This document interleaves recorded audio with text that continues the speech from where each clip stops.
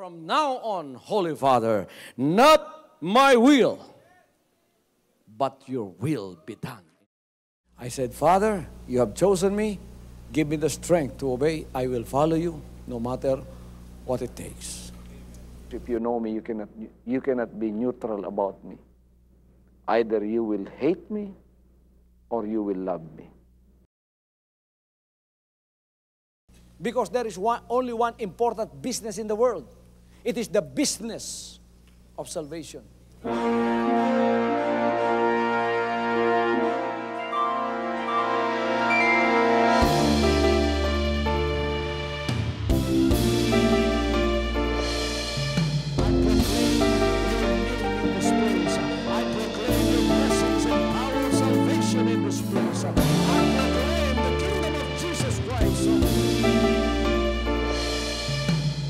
As I am concerned, and as far as the work of God is concerned, we have reached the end. Last September 13, 2003. When you find God, you find His love. Because God is love. Ganon ang pag-ibig ng Panginoon. Walang katapusan na yan ay bumabalik-balik sa atin. If you want to receive, you have to give. Receive it by faith and say, Lord, I will touch you. Because the game plan of God was to save us from seeing through the power of love. He has completed His salvation works in the Spirit. After April 13, the door is open for everyone to come. The salvation works of the Father is now completed in me. Salvation is here.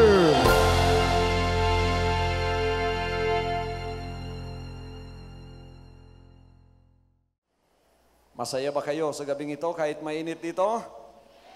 Lahat ng masaya ay sumigaw ng malakas na Praise the Lord. Makakaupo na tayong lahat. Salamat sa Panginoon. Ako'y pinabalik niya dito sa Marbel at upang ihatid muli ang magandang balita sa inyo. Mga kaibigan at mga kapatid, mga covenant partners at televiewers, muli tayong makinig sa mga salita ng Diyos. Kasi pagkatapos ng aking pangangaral ngayon, muli akong dadalangin sa inyong mga mahal sa buhay na wala dito. Kung meron kayong magulang na may sakit, nasa bahay. Kung meron kayong anak, may sakit, nasa hospital. Kung sino man ang gusto ninyong idalangin ngayon, na wala rito, sa jeep na ito, wala doon sa labas, nasa malayong lugar, nasa bahay ninyo, nasa hospital ninyo, sabihin lang ninyo ang pangalan niya mamaya pag dumalangin tayong muli. Ngayon, mismo, pagka tayo'y dumalangin after ng aking pangangaral, pag sinabi mo yung kanyang pangalan, by the power of God, sa oras na binanggit mo ang pangalan ng iyong mahal sa buhay na may sakit, noon mismo sa oras na yon, siya ay gagaling sa kapangyarihan ng ating buhay na Diyos. Hallelujah! So, manatili tayo, isipin na natin ang ating mga mahal sa buhay na gusto nating idalangin mamaya. Pag ako'y dumalangin mamaya, ito ang pangalawang pagpapala. Just mention their name, and when you go home, you will find that the miracle has taken place. The power of Jesus Christ will touch them. Sinabi ko kanina, I am here to campaign and to promote the kingdom of God. Alam ninyo mga kapatid, marami ang mga anak ng Diyos sa buong mundo, sa buong Pilipinas, na ibig pumunta sa kaharian ng Diyos sa langit. Sinong gustong sumama sa ating Panginoon sa kanyang pagbabalik na muli?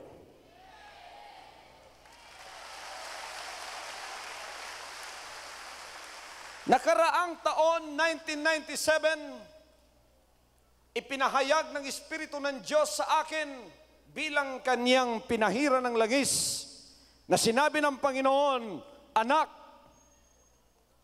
pasisimulan ko na ang paghahari ko dito sa mundo.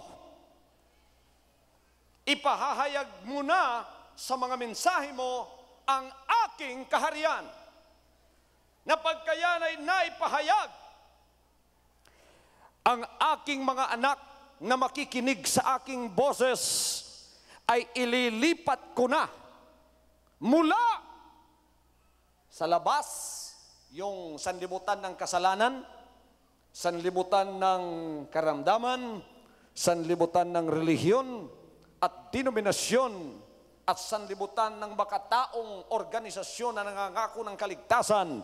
At sinabi niya, ililipat ko sila sa aking kaharian. Hallelujah! Naririto ako ngayon. I am campaigning for everyone that is interested to come into the kingdom, to come now. Bakit? Sapagkat tayong lahat gustong pumunta sa kaharian ng Diyos sa langit. Kaya tayo pumasok sa iba't ibang relihiyon, iba't ibang pananampalataya, iba't ibang mga paniniwala, sapagkat ito'y may pangakong dadalhin tayo sa kaharian ng Diyos sa langit. Ngunit hindi pa nangyari, ang ating napasukan ay isang organisasyon lamang ng tao na nung namatay tayo, wala pa rin tayong sa guarantee na tayo ay papasok sa kanyang kaharian. Ngunit natupad na ngayon ang mga dalangin ni Jesus Christ. Ano yung dalangin niya nung tinuruan niya ang kanyang mga apostoles na dumalangin? Sinabi niya, Our Father, who art in heaven, hallowed be thy name. Alam niyo yon? Hallowed be thy name. Laksan ninyo. Thy kingdom come. Marami sa mga anak ng Diyos, pagka sila ay naglingkod, gusto nilang pumunta sa kaharian ng Diyos sa langit. Ngunit alam ba ninyo, ang kaharian ng Diyos sa langit, tinatawag na third heavens, ay hindi maaabot ng tao. Kung may rocket ship ka na pupunta doon, magta-travel sa space na ang bilis ay 180,000 miles per second, kahit maubos mo na ang lahat ng pagkain at ang lahat ng gasolina sa sanlibutan, hindi mo pa maaabot ang tirahan ng Diyos. Sapagkat hindi po maabot ng tao yon. Ang problema ng tao ngayon, paanong makakapasok doon? Ano ang garantiyang ako'y pupunta doon? Maraming mga Kristiyano ngayon ang nanampalataya kay Jesus Christ, pero nanlamig, na-disappoint, na-backslide, sapagkat hindi nagkaroon ng katuparan sa kanila ang kanilang pagpasok sa kaharian ng Diyos. Ngayon, meron pong paglilingkod na ipinadala ang Panginoon. Pinahira ng langis na pinapunta sa lahat ng lugar upang ikampanya na si Jesus Christ ang hari. Huwag kayong ma-disappoint, huwag kayong manlupaypay, huwag kayong manlamig, sapagkat hindi na kayo muna ang pupunta doon. Malayo yon, hindi natin alam ang daan. Naaalala ko yung isang bata sa Davao City. Nawawala yung isang misyonaryong Amerikano. Bago lang siya sa Davao. Ang pinupuntahan niya, post office. Nawala siya dahil hindi niya alam ang Davao, kahit ang Davao, medyo hindi naman malaking syudad. Nagpatulong siya sa batang ito, at sinabi ng bata, madali lang yan. Kasi yung bata, alam niya ang daan papunta sa post office. Kaya sinamahan siya, at pinapunta doon, at pumunta, at inakay ng bata yung misyonaryo. Sa tuwa ng misyonaryong Amerikano, sabi niya, Mamayang gabi, meron akong meeting, mangangaral ako sa Rizal Park. Sabi niya, gusto ko pumunta ka roon sapagkat tinuruan mo ako sa daan papunta sa post office. Ako naman ngayon ang magtuturo sa iyo sa daan papunta sa langit.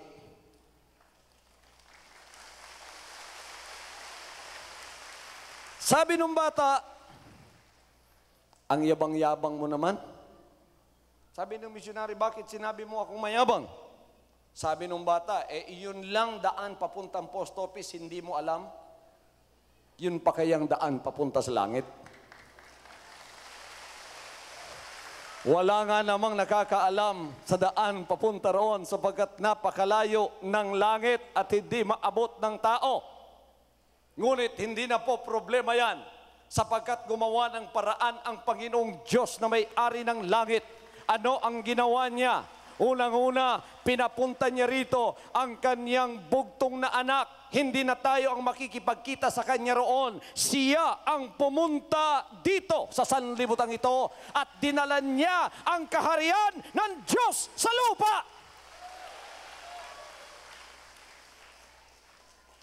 At ngayon, talagang totohanan na po na ang dala ng inyong pastor dito ay hindi relihiyon at denominasyon. Kaya don't look at me with pessimistic eyes, thinking that this is another religion or another denomination. I did not come to bring to you a man-made denomination and religion. You will not be disappointed. You will not be disappointed. Bakit? Sapagkat ako po ang unang na-disappoint. Naghahanap ako ng daan papunta sa langit. Sinabi ng aking napasukang relihiyon, pumunta ka sa amin, tuturuan kita ng daan papunta sa langit. Ngunit nang ako'y sumunod, hindi po daan papunta sa langit ang aking nakita, kundi ang daan papunta sa kapahamakan. Sapagkat ang lahat ng mga bunga ng laman, nakita ko na siyang naghahari sa kanilang kalagitnaan. I was disappointed when I transferred from one denomination, one religion to another. I have not seen the life of Christ until finally I prayed out of my disappointment. I was very sincere when I prayed that. Ang Panginoon nagpahayag sa akin, isang gabi, pinakita niya ako ng isang pangitain at sinabi niya, if you will seek me, you will find me in my way. Kung ako'y hahanapin mo, matatagpuan mo ako sa aking daan. Ngayon, ito ang aking problema. Panginoon, saan po ang inyong daan? Gusto ko pong makita. Jerusalem ba ang daan ninyo? Saan po sa mga karsada dito sa Davao, dito sa Marbel, ang daan nyo? San Pedro Street, Claveria, Magallanes Street, saan po ang daan nyo? Hindi ko rin alam para kung si Nicodemus, na nang linapitan niya ang Panginoon, sinabi ng Panginoon sa kanya, except a man be born of water and the Spirit, he cannot enter into the kingdom of God. Hallelujah! Hindi ko pa nakita ang daan. Si Nicodemus, sinabihan na ng Panginoon na ikaw ay hindi makakapasok maliban ipanganak ka sa tubig at espiritu. Bago mo makita ang pintuan ng daan, kailangang daanan mo muna ang daan. Saan po ang daan, Panginoon? Ano pong gagawin ko para makita ko ang daan ninyo? Sapagkat sa daan ng Panginoon, siya ang nandoon sa pinakadulo, naghihintay at wala ng disappointment doon. Sapagkat ang pintuan ng kaharian ay walang iba kundi siya pa rin. Kaya naghanap ako. Kaya nanaliksik ako at nakita ko ang mga salita ng Diyos na sinasabi ni Jesus Christ, ako ang daan, ang katotohanan at ang buhay. Walang makakapasok doon sa Ama maliban sa akin. Panginoon, alam ko kayo ang daan, ngunit wala na kayo rito, paano kung makikita? Sinabi ng Panginoon sa kanyang mga salita, search the scriptures, for in them you think you have eternal life, and they are they which testifies of me. That was the secret that I have seen when I followed and searched for the way.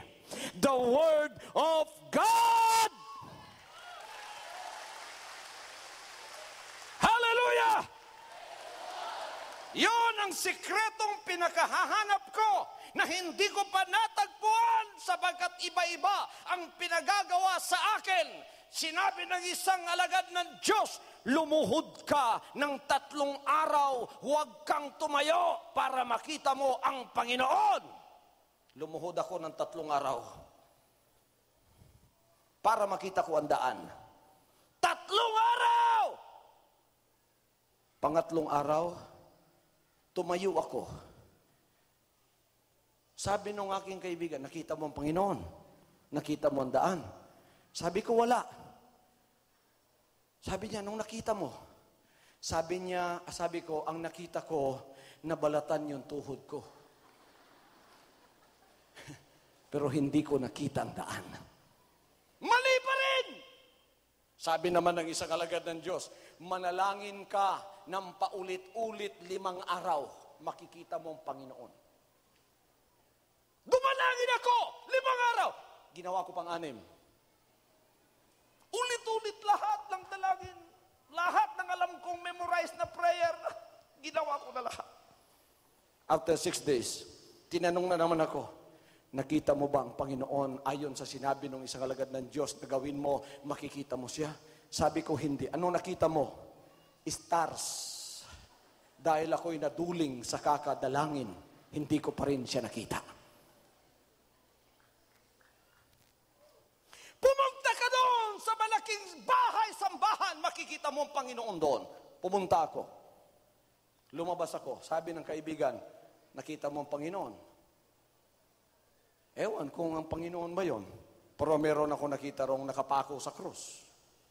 Hanggang ngayon, nakapako siya. Kinausap ko, hindi naman kumikibo. Na-disappoint pa rin ako. Itong lahat, ginagawa ng tao. Itong lahat, ginagawa ko. Anong ipasasacrifice sa akin, gagawin ko para makita ko lang ang Diyos, para makita ko lang ang daan niya. Sinabi ng isang alagad ng Diyos, lumakad ka mula sa pintuan hanggang sa altar. Gamitin mo yung tuhod mo. Makikita mo ang Panginoon. Pumunta ako, lumakad ako, mga kapatid, para makita ko siya. But still, I was still very disappointed. Kasi sa aking loob, wala pa rin pagbabago. Sa aking utak, wala pa rin pagbabago. Hindi ko pa rin siya nakita. Hanggang sa ako'y dumalangin ng totohanan. Sincero, sabi ko, Panginoon, for the last time, ako'y dadalangin sa iyo. Diretsuhan na ito. Hindi na ako maniniwala kanino pa man. Ako na lang at ikaw. Buhay ka. Sinabi mo, buhay ka. Kahit saan naroon ka, sa pag-espiritu ka, ako'y dadalangin sa iyo. So I prayed to Him in sincerity. And I said to the Lord, I said, Lord, pangwakas ng dalangin ito. Sabi ko, sincero ako, hinahanap ko ang kaligtasan, hinahanap kita, turuan mo ko. Sapagkat kung ako'y sincero, at hindi mo ako tinugon, at pagka ako'y namatay, ako ay pumunta sa impyerno, hanggang doon sisisihin kita. Sasabihin ko, wala kang kwentang Diyos. Hindi ka hustisya sapagkat hinanap kita, ngunit nagtago ka. At ngayon nasa impyerno ako, tumatawa ka. You know, God is not like that. God is a God of justice. God is a God of judgment. God is a good God. He answered my prayers. Hallelujah! Tinugon niya ang aking mga dalangin.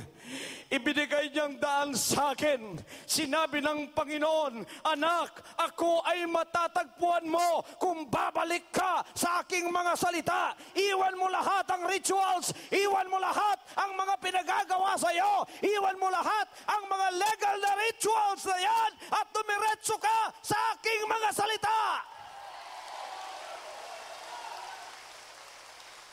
I went to the Word of God. I was hungry for Him until He said, search the Scriptures, for in them you think you have eternal life.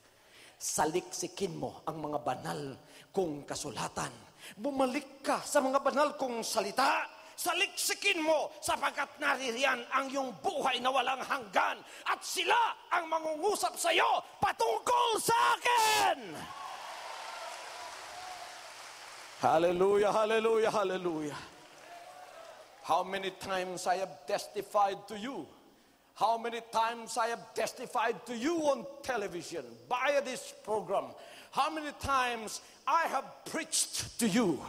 I have testified to you. And I said, if you want to go to heaven, much more to me. I am the one seeking for that way. Since I was a child, I want to go to heaven and meet the Lord. At sa kamuraan ng aking pag-iisip, gagawin ko ang lahat ng pinagagawa sa akin upang ako ay mabautismuhan. Upang ako ay makakita sa Diyos. Upang ako ay makapasok sa Kanyang kaharian. Sinabi nila pagka ilulubog kita sa tubig, makikita mo ang Diyos. Ibinautis mo. Nakita mo ang Panginoon. Sabi nung binautis mo, wala. Wala. 2 minuto. Nakita mo ang Panginoon. Wala pa rin. Nilubog na naman. By this time, 5 minutes na. Sabi nung tao doon sa ilalim ng tubig, malulunod na talaga yata ako nito. Pagka ako'y tinanong nito, sa susunod sasabihin ko, nakita ko na, para hindi niya ako ilulunod na muli. After 5 minutes, malapit na siya nalunod. Nakita mo na? Nakita ko na. Sa Bisaya pa, wa God. Basig lunuron lag usub ba? Mautunig yung lag, nakita ko ng Ginoo. Kaya tayo, kahit hindi natin nakikita ang Panginoon sa mga relihiyon natin, sinasabi natin, nakita na natin, kasi nagpasimula na yung pagkakamali natin, nahihiya na tayong lumabas sa pagkakamali.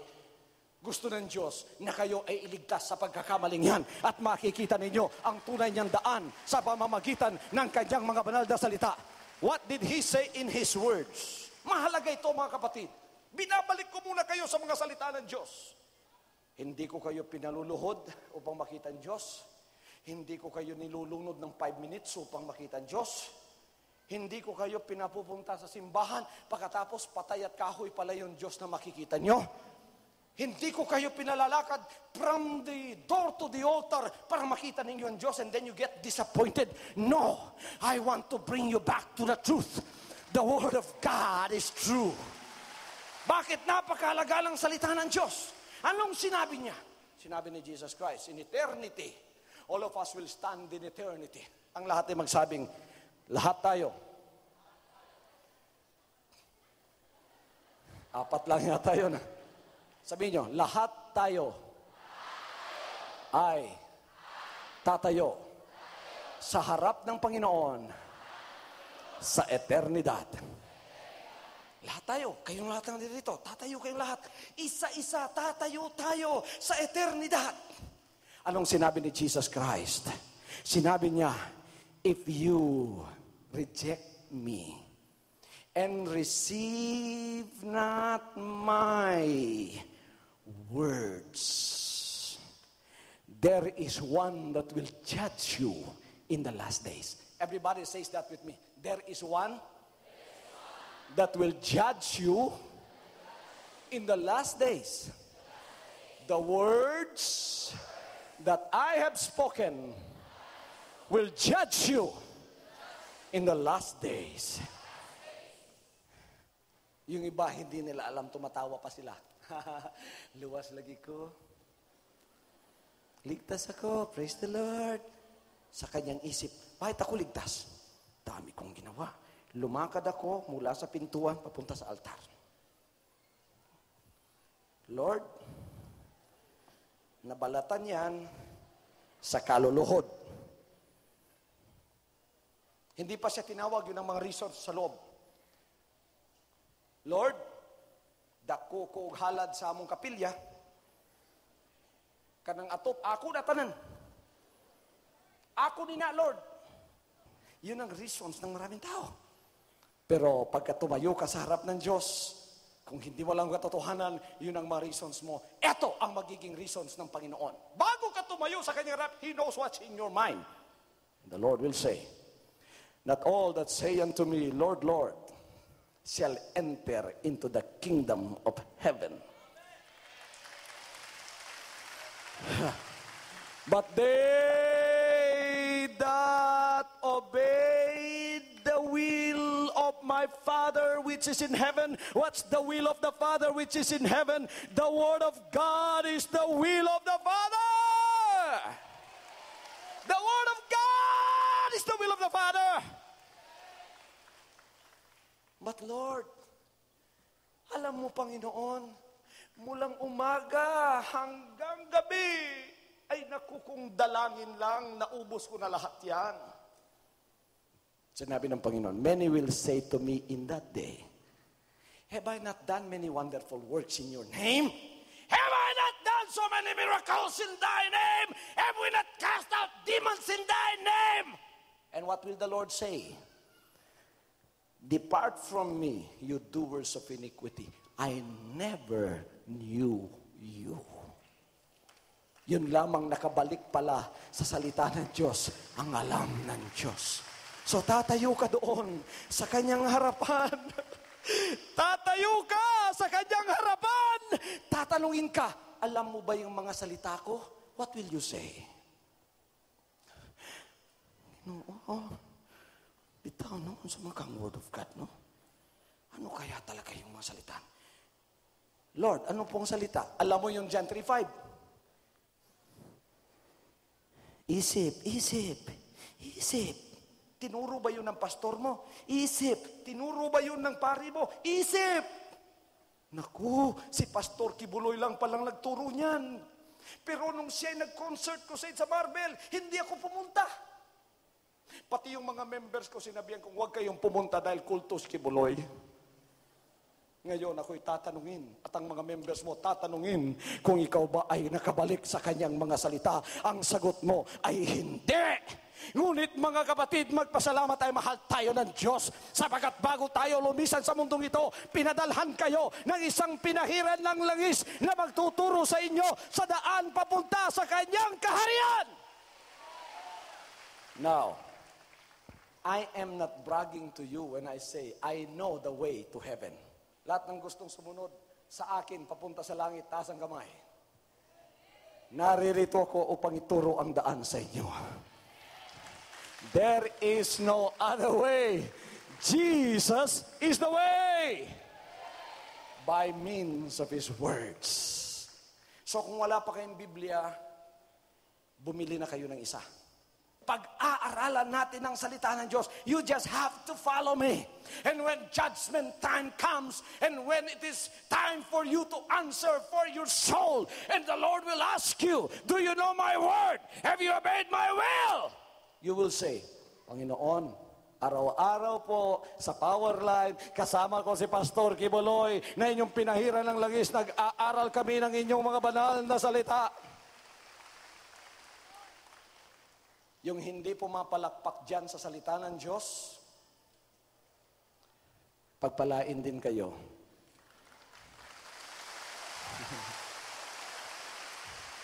Yung malakas ang praising nila sa salita ng Diyos, pagpalain din kayo. Malungkot ba kayo? Huwag kayong malungkot. Medyo malungkot at malungkot na malungkot yung sinabi ko kanina. Pero ito ang nakakatuwa. Sapagkat ang kaharian ng Panginoon ay hindi mo napupuntahan at hahanapin pa ang kanyang daan. Tinuro na niyang sa kanyang salita mo matatagpuan at pinapuntalan niya ang kanyang kaharian dito sa lupa. Hallelujah! Pagka pumasok kayo ngayon sa paglilingkod ng kaharian ng Panginoon, hindi kayo mapapahiya pagdating niya. Ang kulang na lang, ipahayag na ni Jesus Christ ang kanyang sarili. And I will introduce Him to you. I will be there. I am sent from God. And I will introduce the King of Kings to you. And you will see Him face to face.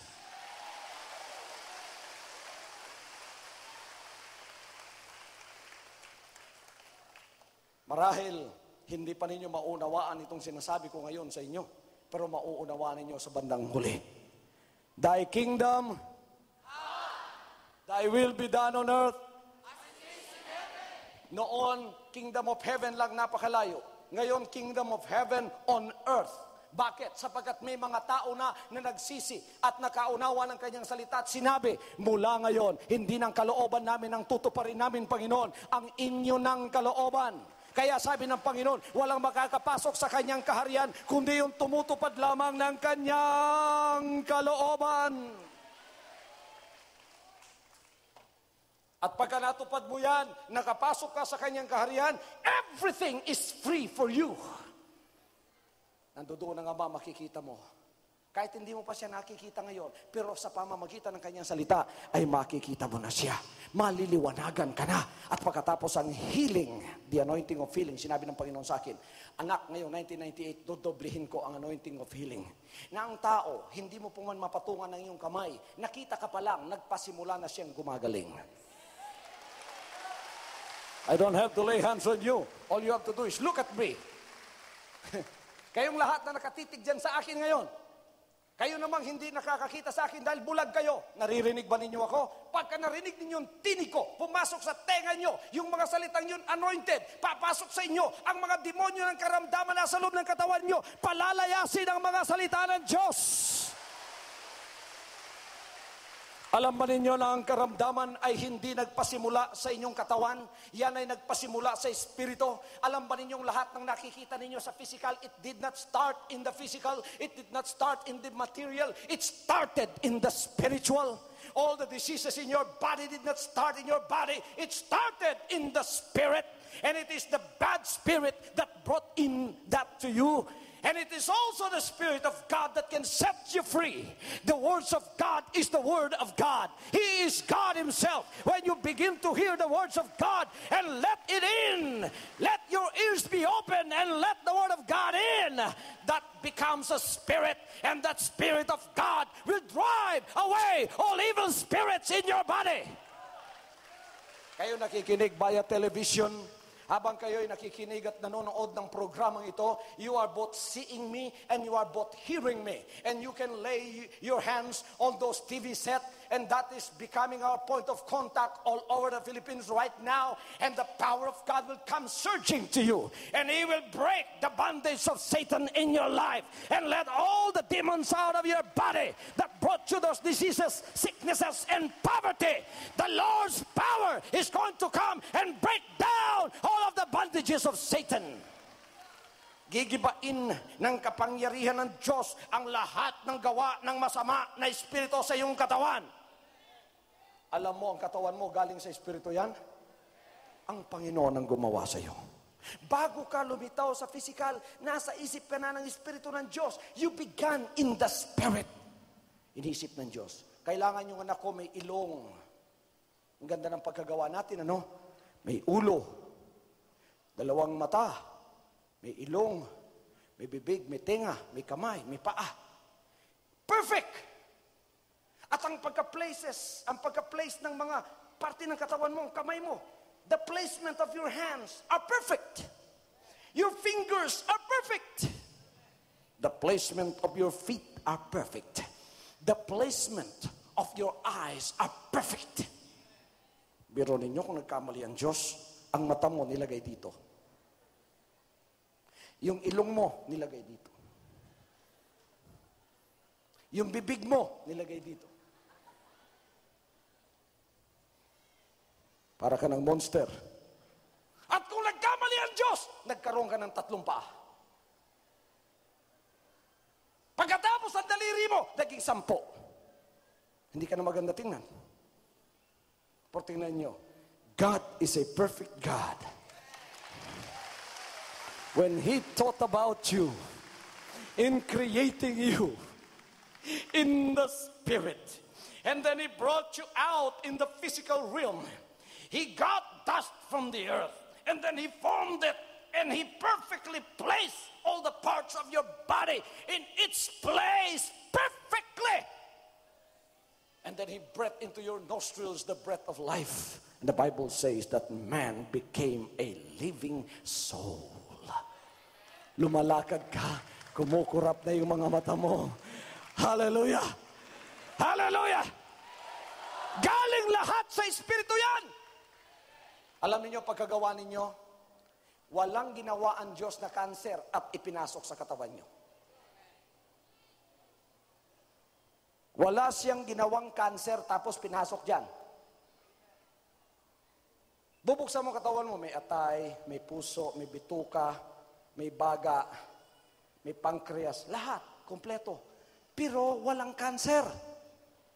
Sino ang nag-imbento ng kanser? Espiritu rin. Ang pangalan niya, si Satanas. Ipinasok sa katawan mo na hindi mo alam. Ngayon, dinadama mo yan, gusto kanyang mamatay. Tama ba sinabi ng Panginoon? The thief came to kill, to destroy. But the Son of God came to give life, life more abundantly. Alam ninyo kung sino ang makakakuha sa cancer na yan na hindi ginawa ng Diyos? Ang Espiritu rin ng Diyos. Kaya importante makinig kayo ng salita ng Diyos. The Word is God. Everybody says that with me. The Word is God. Ang salita ay Diyos. Laksan niyo, ang salita ay Diyos. Hindi ko kayo naririnig, ang salita ay Diyos. The Word is God. I cannot hear you. The Word is God. I am hearing the Word. Naririnig ko ang salita ngayon. Pumapasok sa tenga ko. Ang salita ay Diyos. Ang salita ay Espiritu. Pumapasok sa tenga ko. Papunta sa katawan ko. Hinahabol niya ang masamang espiritu na nagdala ng kanser, ng tumor, ng sakit sa loob ng katawan ko. Lalayas ang masamang espiritu sa katawan mo ngayon. Hallelujah! Pagka lumayas yan, tatakbo yan mula sa katawan mo, hindi mo rin nakikita. Pagkatapos mga kapatid, maiiwan yung cancer doon, babalikan niya, ay naiwan pala yung gamit ko doon. Pagkatapos uuwi ka, baka ikaw ay magdudumi, 2 oras, magtataka ka, iihi ka ng 2 oras. Bah, tagal kong umihi ngayon. Ano kaya nangyayari sa akin? Pagkatapos naglalabasan na yung parang bigas na maputi. Naku, gumagaling na yung kidney problem mo. Hallelujah! Hallelujah!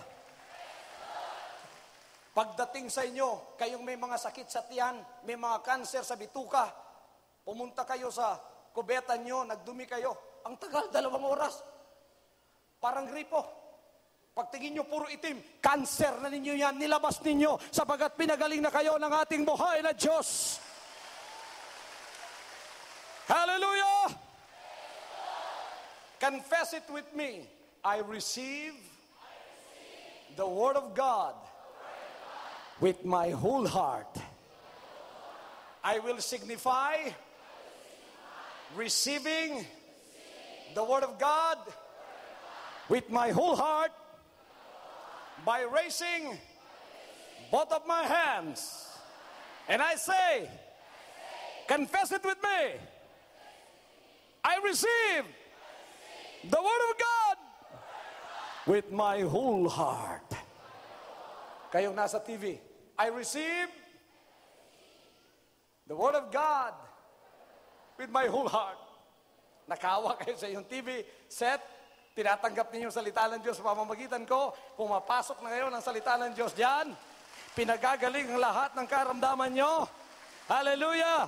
Do you know that the Word of God is medicine to your body? The Bible tells us in Proverbs that the Word of God is health to my body. It's medicine to my body. Ang medisinang nabibili ninyo sa parmasya, saan dumadaan?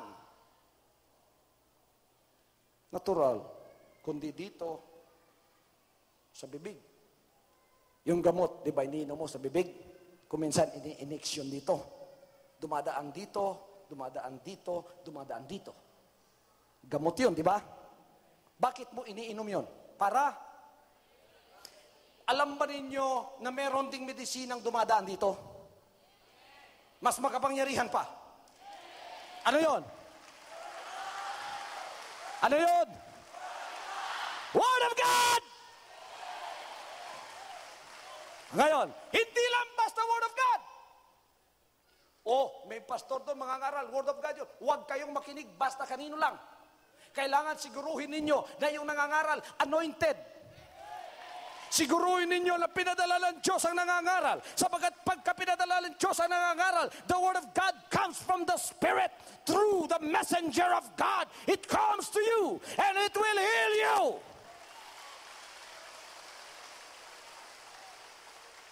Sino yung may mga utang pumunta rito? Gusto niyo maalis yung utang nyo? Huwag na kayong mangutang muli. Biro lang yon. Gusto niyo maalis yung utang nyo? Makinig kayo sa mga salitang sinasabi ko ngayon. Manatili kayo sa inyong kinaroroonan. Panghawakan ninyong sinasabi ko because it will even create prosperity for you and it will break the bondage of poverty out of your life. Pagpapalain ka ng Panginoon, puputulin niya ang lahat ng iyong pagkakautang. Bakit hindi ka nauutang? Sapagkat darating sa iyo ang maraming pagpapala. It is useless for you to go and have debts again. Magkano utang mo? Pastor, 200,000 ang utang ko. Alam mo kung magkano tatanggapin mo pagka pagpapalain ka na ng Panginoon? 400,000.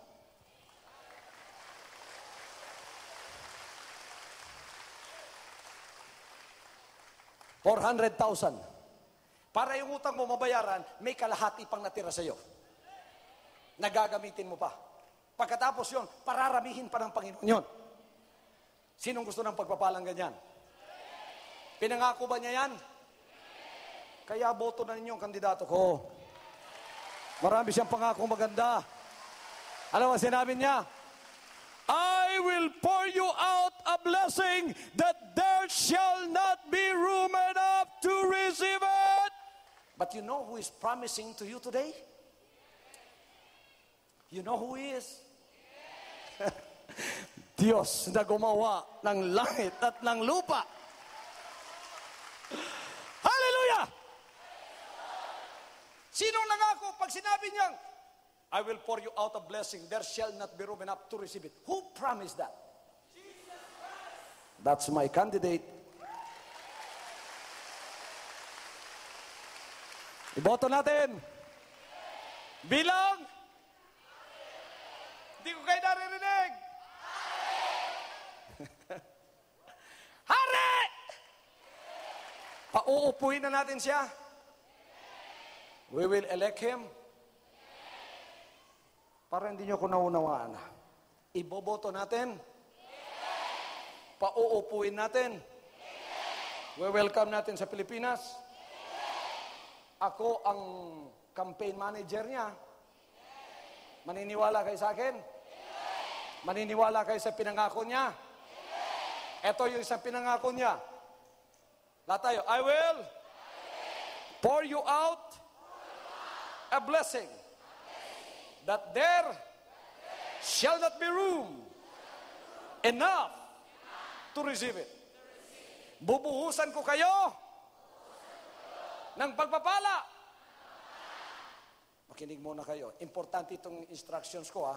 Pag sinabi kong sumunod kayo sa akin, sumunod kayo. Kasi malilit na instructions yan, pero yan ang magdadala ng pagpapala sa inyo. Bubuhusan ko kayo ng pagpapala na walang silid, na kalalagyan. Sinong nangako? Yan ang kandidato ko. Sa Pilipinas ngayon, marami nang bumoboto sa kanya bilang. Kayong nananatili ngayon, call me a liar within this week if no blessing shall come to you.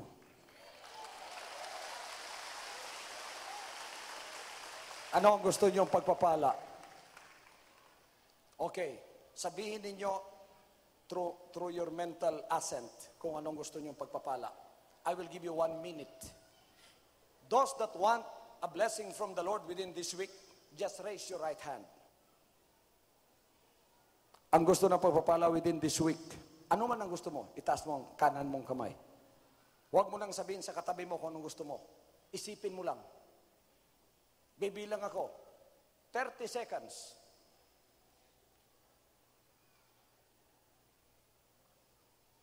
Time. Naisip na ninyo? Yung lahat ng inisip ninyo, that is your desire. Your desire will come to fulfillment. Hawakan ninyo yan. Sapagkat ang nangako, makapangyarihan.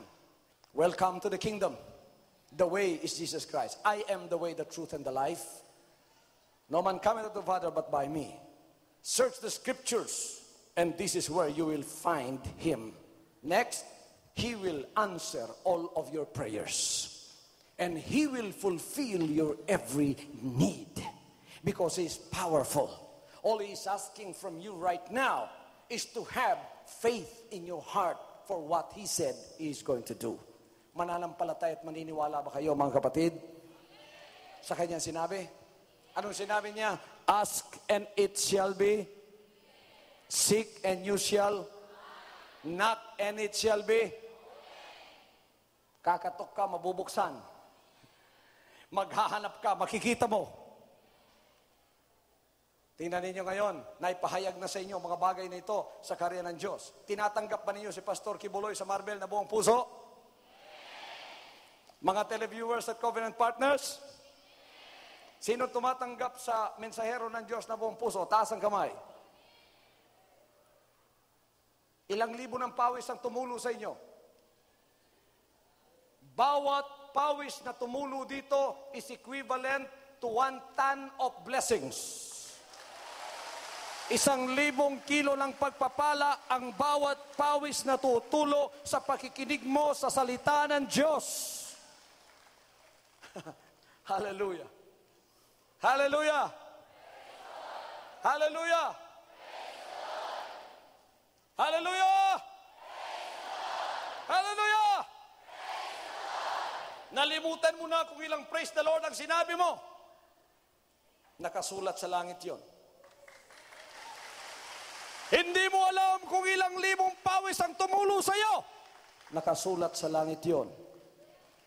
Hindi mo alam kung ilang oras kang nakaupo riyan. That will be broken down into minutes. And minutes is going to be broken down into seconds. And seconds is going to be broken down into milliseconds. They are all written in heaven. Bawat segundo na iyong ginugugol sa harap ng Diyos, mayroong tumbas na pagpapala. That is in spiritual investment that you are giving unto the Lord, and it will come back to you. Pastor, ganyan ba yan? Nakasulat ba yan? Sinabi ng banal na kasulatan, kahit na yung buhok ninyo nakasulat sa langit ang bilang.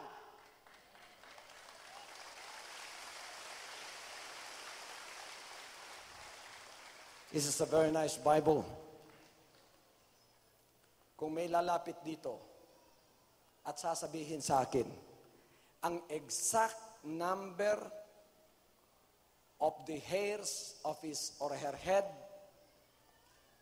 exact ha, na nabilang ko, pastor, ang buhok ko, ganito karami, You can have my Bible.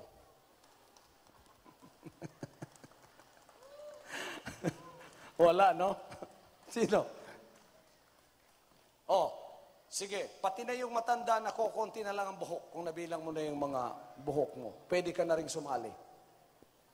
Walang makakatayo dito. At pagkatapos sasabihin, Pastor, binilang ko yung buhok ko, 285,000 strands of hair. Hindi mong mabilang. Kahit sa'yo yan. Pero sa langit, pag tinawag ang pangalan mo, pati na ang number ng buhok mo sasabihin sa'yo.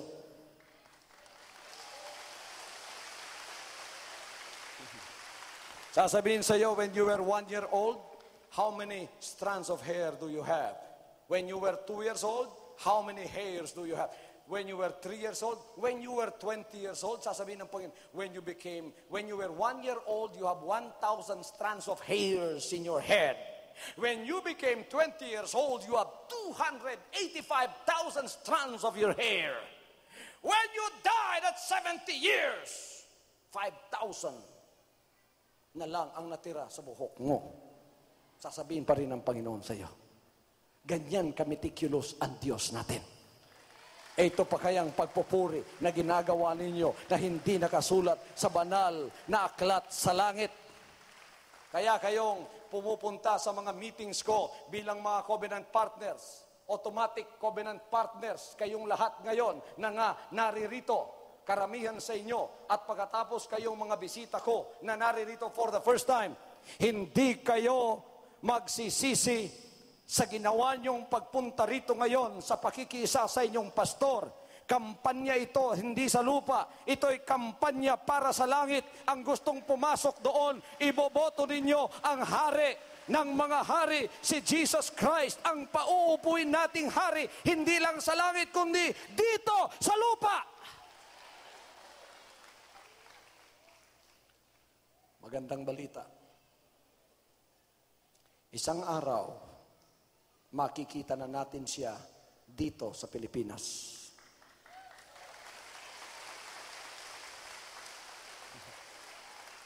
Face to face.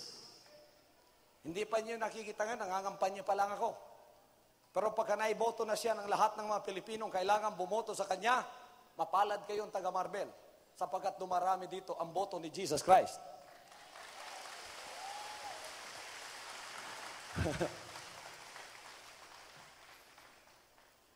Pastor, hindi ako boboto sa iyo, hindi ako boboto sa sinasabi mo. Dito pa rin ako sa relihiyon ko boboto. Okay, hindi ka pinipilit ng Panginoon. Bumoto ka sa relihiyon mo hanggang gusto mo. Pastor, hindi na ako boboto sa iba. Itong puso ko, nakakandado ito, nakasarado, nakakandado, ang susi, tinapon ko. Hindi na ito mabubuksan. The Lord is a good God. He will not force you.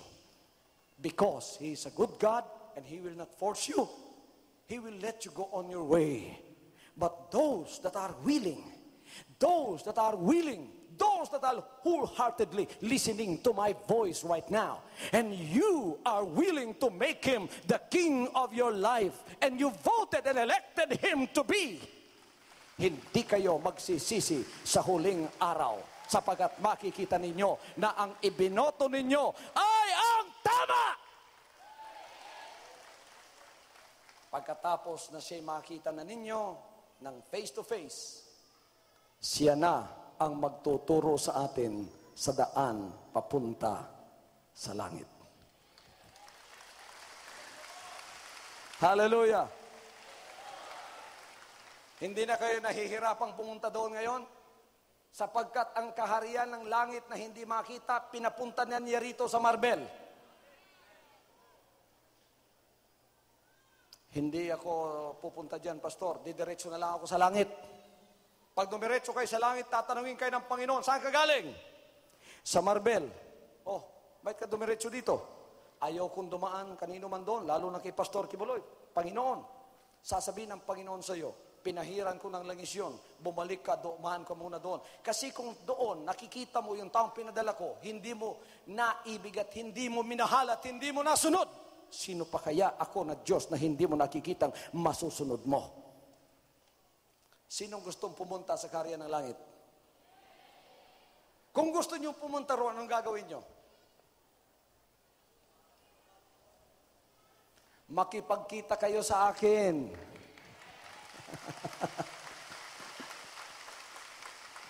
Bakit? Kanyo? Sapagkat ako'y hindi pinadala ng relihiyon at denominasyon. Ako'y pinadala ng tagalangit. Tingnan ninyo ang selyo ng aking paglilingkod. See the seal of my ministry. What is written in that seal? Laksan ninyo.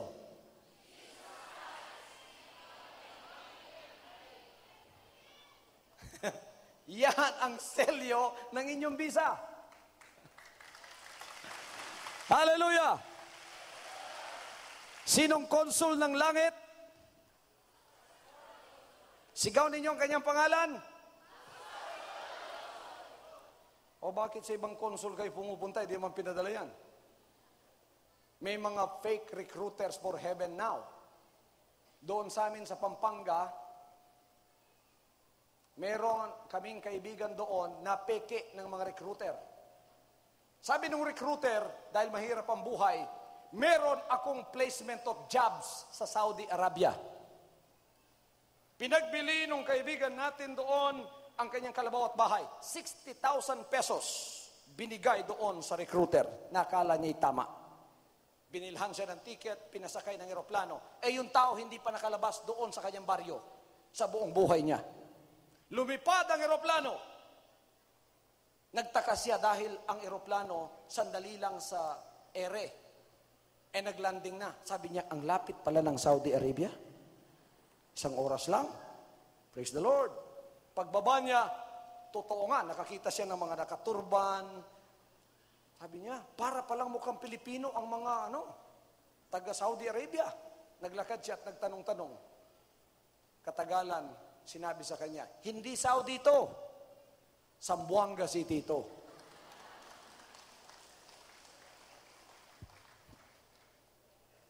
Ni-recruit siya ng false recruiter. Naniwala siya. Akala niya Saudi ang bagsak. Zamboanga pala. Nagpa-recruit ka. Sabi ng recruiter, idadalhin kita ng langit. Bumagsak ka sa sementeryo. Bumagsak ka sa Tandansora. Bumagsak ka sa Salt Lake City, Utah. Bumagsak ka doon sa Italia. Bumagsak ka sa Seoul, Korea. Eto mga kapatid, dami ninyo, turo ninyo ako sa judgment. Sabihin yung false recruiter, kailangan akong unang mag-dive sa impyerno kung sasabihin ko sa inyo ang tama. Kayo, pagka bumoto kayo sa sinasabi ko, ang bagsak ninyo sa kaharian ng Diyos. Hallelujah! Tingnan ko nga, interview ito itong konsul ng langit. Tingnan ko nga ang mga kamay ng boboto kay Jesus Christ bilang hari. Okay. Bago kayo magbaba ng inyong kamay, are you willing to confess it? Panginoon, tinatanggap kita bilang hari. Hindi lang tagapagligtas, kundi hari. Ibig sabihin, ako'y magsisisi, mangangako, na mula ngayon, not my will, but thine be done. Not my will, but thine be done. Amen. Palakpakan natin ang ating buhay na Diyos. Hallelujah. Hallelujah. Hallelujah. Okay. Ang pagpasok pala sa langit may susi. Ang susi ay ang pagsisisi na sinasabing, not my will, but thine be done. So mula ngayon, hindi ka na makikipagdebate pa sa Word of God. Kung anong sinabi ng Word of God, I will follow it. And all these blessings will follow my life. Hallelujah. Let the Lord touch you right now. Pabayaan mong hipuin ka ng Panginoon at ng Kanyang kapangyarihan. Dobling pagpapala ang sasa inyo sa mga sandaling ito. Mga mahal ninyo sa buhay na wala rito, ngunit may karamdaman. Ang kamay ng Panginoon, inaabot sila sa sandaling ito at pinagagaling. They are being healed right now. Yung ina mong iniwan, ama, anak na babae o lalaking may sakit, kaibigan, kamag-anak, na dinadalangin mo sa mga sandaling ito, ang mga anghel ng Diyos ay nasa bahay na nila ngayon at pinagagaling na ang kanilang karamdaman. Inaalis ang masamang espiritu ng karamdaman sa kanilang pamamahay. Pinalalayas ko rin naman ang prinsipe ng kahanginan ng demonyo dito sa Marbel. Umalis ka sa buhay ng mga anak ng Diyos na naririto. Ama, mula ngayon, maghari po kayo dito sa Marbel. Jesus Christ is the King of this place once more.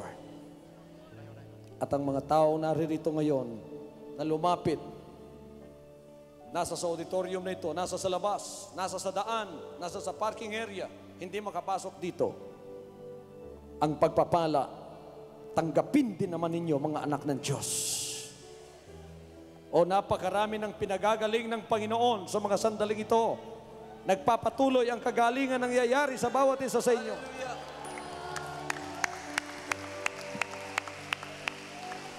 Hallelujah.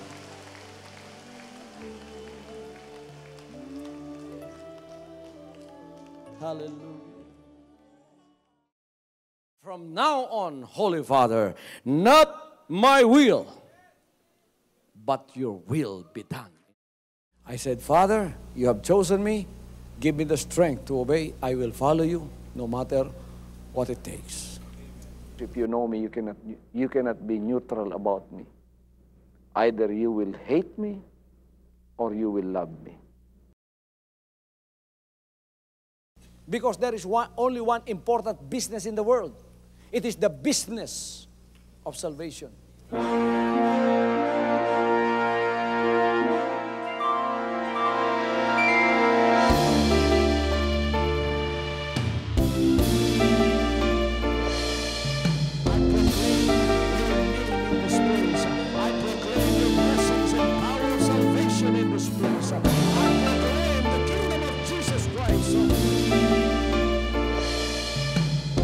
As I am concerned, and as far as the work of God is concerned, we have reached the end. Last September 13, 2003. When you find God, you find His love. Because God is love. Ganon ang pag-ibig ng Panginoon. Walang katapusan na yan ay bumabalik-balik sa atin. If you want to receive, you have to give. Receive it by faith and say, Lord, I will touch it. Because the game plan of God was to save us from sin through the power of love. He has completed. His salvation works in the Spirit. After April 13th, the door is open for everyone to come. The salvation works of the Father is now completed in me. Salvation is here.